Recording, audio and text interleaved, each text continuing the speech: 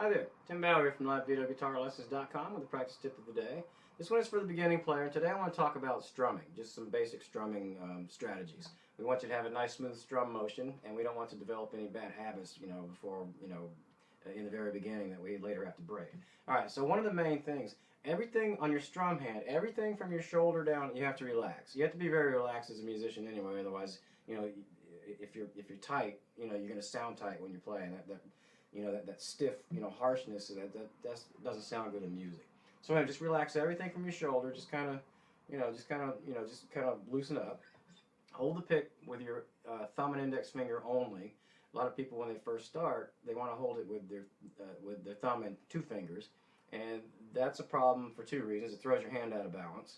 Your hand is balanced if you're holding it with one finger and your thumb.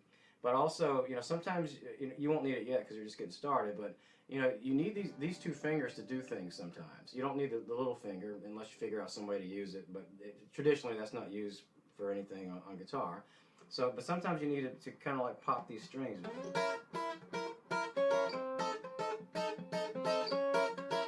And if I'm holding it with two fingers, I'm only leaving this finger free to do things. So like I say, you don't need it yet, but you don't want to develop a bad habit. So when you do need to start playing that style, you won't have to undo what you're doing.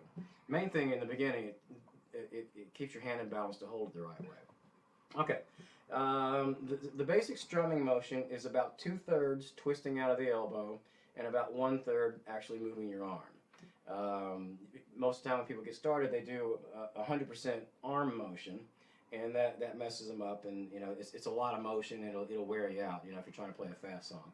It's much more efficient, the twisting. And the twisting is like if you're holding a screwdriver, just kind of that kind of motion, so you're just twisting out of your elbow. And you can practice that by watching your own arm and just kind of try to do it 100% twisting out of the elbow to get used to it. So you know the feel, and then start little arm. So anyway, okay.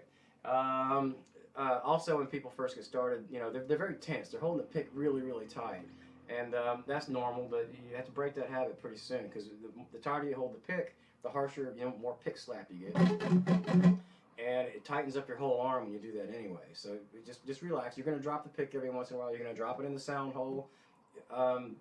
Before you, the first few months of playing guitar, you become an expert at fishing the pick out of the sound hole, or out of the guitar, because you're going to drop it in there a lot. That's normal. If you never drop your pick, you're holding it way too tight.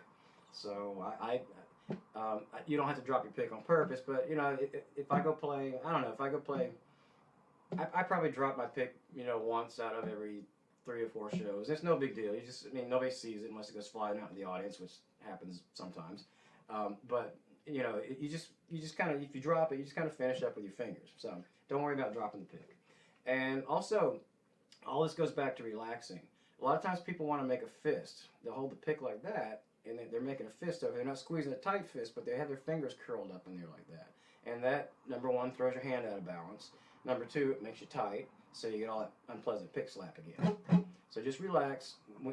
If you just kind of hold your hand like this, your fingers curl a little bit naturally. That's just kind of a natural way that they should be. And you don't have to force them straight out, or you don't have to force them anywhere. Just let them hang. And that's, however curved they are, that's natural for you. So, and you just hold the pick and just let these relax. And it does 2 things: keeps your hand in balance, keeps you relaxed. 3 things, I guess. And it prevents, when you have your fingers curled up under here like that, your fingers are actually in the way. You're going to scrape these knuckles all the time, and that's obviously not good. Hold the pick kind of close to the tip, very little bit showing. And people hold it different, I guess different levels, but don't try to hold it like way back here, because that's, again, all that unpleasant pick slap, and you're going to drop the pick a lot that way anyway. By the way, when you're holding, the reason people want to hold it with 2 fingers all the time is because the pick spins around on you while you're playing. If you're holding it with just 2, that's normal. You learn how to kind of fix it with this finger. If it gets too far away from you, you can't fix it. You just have to, start over. But you get used to keeping it straight, and the benefits of using the correct number of fingers, 1 finger, 1 thumb, far outweigh the little bit of pick spinning that you're going to be able to correct pretty soon anyway. All right, so do all that. just stay relaxed, and that way you get a nice smooth strumming motion. So you get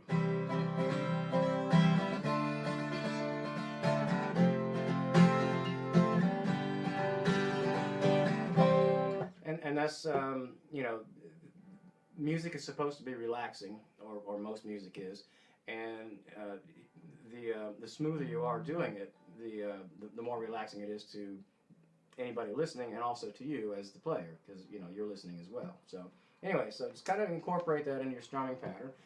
Thanks for tuning in for this practice tip. Tune in again tomorrow for another one, and I will see you then. Thanks.